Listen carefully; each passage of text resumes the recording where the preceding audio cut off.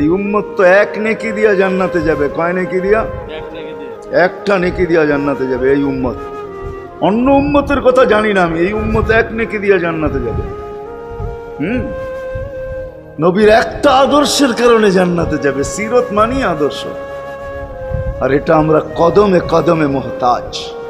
কেননা এই ছোট জীবনটা যদি গ্রহণযোগ্যতা পর্যন্ত পৌঁছাইতে হয় আল্লাহর কাছে, চাই নারী হই, চাই যুবক হই, চাই বৃদ্ধ হই, যেই মানুষই হই না কেন, যেখানেরই হই না কেন, যেই বাসারই হই না কেন, যেই বর্ণেরই হই না কেন, যেই পেশারই হই না কেন, যেই সোসাইটিরই হই না কেন, এই জীবনটাকে যদি গ্রহণযোগ্যতা পর্যন্ত পৌঁছাইতে হয় কার কাছে? দুনিয়াওয়ালাদের কাছে না, মালিকের কাছে, যিনি এক ফোঁটা পানির থেকে অস্তিত্ব দিছেন, যার কাছে আবার আমাদেরকে ফিরা যেতে হবে।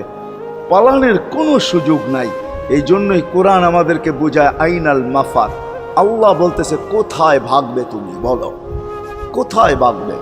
কবির কথাই সত্য, যদিও নাকি পালাও তুমি আকাশেতে লাগিয়ে সিঁড়ি, সিঁড়ি লাগাও যদি আকাশে চলে যাও, তো আল্লাহ বলে তোমার বাগার কোনো সুযোগ নাই। কেননা ইল্লা বি সুলতান, ওইখানেও আমার রাজত্ব, এইখানেও আমার রাজত্ব, ডাইনো আমার রাজত্ব, বামে আগে পিছে উপরে নিচে সর্বত্র আমার রাজত্ব। আমার রাজত্বের বাহিরে যাওয়ার ক্ষমতা তোমাদের নাই। দ্বিতীয় কথা এটো, আইনা আনা মাআকুম আইনা মা কুনতুম, যেখানে যাবে ওইখানে আমি সঙ্গে থাকব, আমাকে দূর করতে পারবে না। যদি করো তাহলে তুমি থাকবে না, তোমার অস্তিত্বই থাকবে না।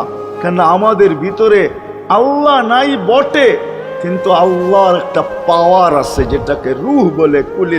কুলির রূহ মিন আমরি রব্বি, আল্লাহর একটা পাওয়ার, একটা সিফত, সবচেয়ে শক্তিশালী পাওয়ার যেটা, ওটা আমাদের ভিতরে আল্লাহ ঢুকায় রাখছেন, যেটাকে আমরা রূহ বলি। কোরআনের ভাষায় রূহ বলে, বাংলা ভাষায় আত্মা বলে। যেটাকে আমরা আত্মা বলি ওটা আল্লাহর হুকুম ছাড়া কিছু না। আল্লাহ বলে ওটা মনে করে নাও আমি তোমার ভিতরে আছি, কেন এটা আমারই জিনিস। কুলির রূহ মিন আমরি রব্বি, আমাকে পৃথক করলে আর তুমি থাকবে না। তখন তোমার চক্ষু থাকবে আইন লা তানজুর, তোমার চক্ষু থাকবে দেখবে না। উদুন লা তাসমা, কান থাকবে শুনবে না। লিসান লা তান্তিক, জবান থাকবে কিন্তু জিহ্বা থাকবে কিন্তু বলবে না। আকলুন লা তুমাইয়িজ, তোমার মগজ থাকবে ভালো মন্দ বুঝবে না। কলব লা তাতাফাক্কার, দিল থাকবে কিন্তু চিন্তা করার ক্ষমতা তোমার থাকবে না। ইয়াত লা তাফতিশ, হাত থাকবে ধরবে না। রিজল লা তামশি, পাও থাকবে চলবে না। তুমি হবে লাশ। ওই আল্লাহ পর্যন্ত যদি গ্রহণযোগ্যতায় পৌঁছাইতে হয়, ওইখান থেকে বাহির হয়ে গেছি।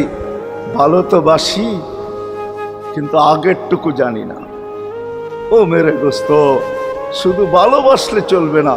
আবু তালেবের চেয়ে বড় ভালোবাসা আপনার আমার ছিল না, ছিল না। সাহাবাদের মতো ভালোবাসা আপনার আর আমার নাই, আছে নাকি? হ্যাঁ, আবু তালেবের মতো ভালোবাসা ছিল।